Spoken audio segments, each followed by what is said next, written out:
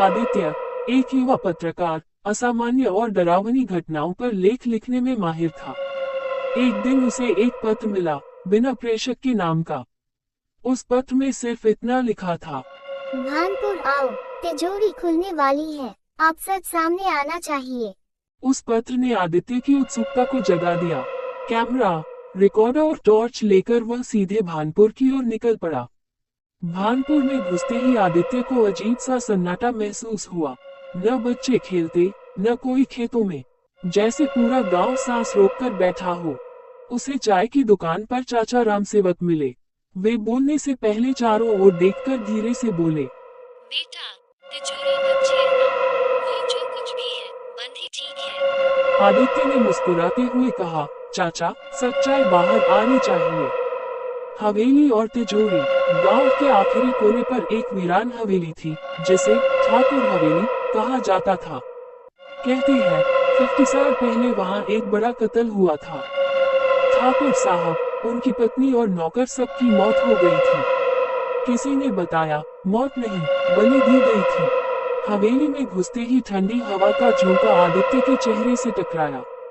दीवारें खुली बुरी, फर्श धूल से भरी, और बीचों बीच एक भारी लोहे की तिजोरी।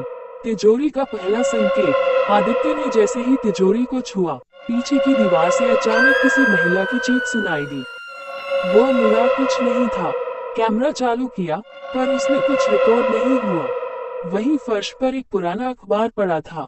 उसमें खबर थी, ठाकुर हवेली में रहस्यमयी हत्या, तिजोरी से खून टपकता मिला।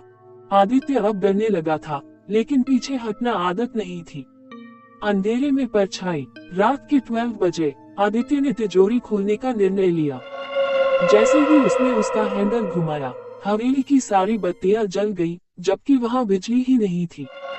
दीवारों पर काली परछाइयां नाचने लगी और एक धीमी सी फुसफुसाहट गूंजने लगी। तिजोरी से खून की बूंदें टपकने लगी। आदित्य ने टॉर्च जलाकर देखा, एक कटा हुआ हाथ तिजोरी से बाहर आ रहा था। भूतों की सभा। तिजोरी पूरी खुल चुकी थी। उसमें कोई खजाना नहीं, बल्कि हड्डियां, तांत्रिक यंत्र और एक पुराना लॉकेट मिला। जैसे ही आदित्य ने लॉकेट उठाया, हवेली की छत फटने जैसी आवाज आई और भूतिया आकृतियां चारों ओर प्रकट हो गई। ठाकुर, उनकी पत्नी, नौकर सब। वे बोले, हमने बलि दी थी, तिजोरी सील कर दी गई थी, पर अब तुमने सब खोल दिया। अंतिम रहस्य। चाचा रामसेवक अचानक वहां प्रकट हुए। उन्होंने बताया, मैं उस रात का इकलौता गवाह हूँ। तिजोरी में बंधा आत्मा का रहस्य बहुत पुराना है। तुमने उसे खोलकर गलती की है। अब आदित्य की आंखों के सामने सब धुंधला होने लगा। तिजोरी के अंदर से एक काली धुंध निकली और आदित्य के शरीर में समा गई। समापन। अगले दिन भानपुर में एक नया आदमी देखा गया, वही आदित्य, पर उसकी आंखें काली थी, उसकी आवाज बदल चुकी थी। वह अब गांव में रह रहा है। हवेली में तिजोरी फिर से बंद है, लेकिन रात में कोई तिजोरी के भीतर से फुसफुसाता है। अगला कौन?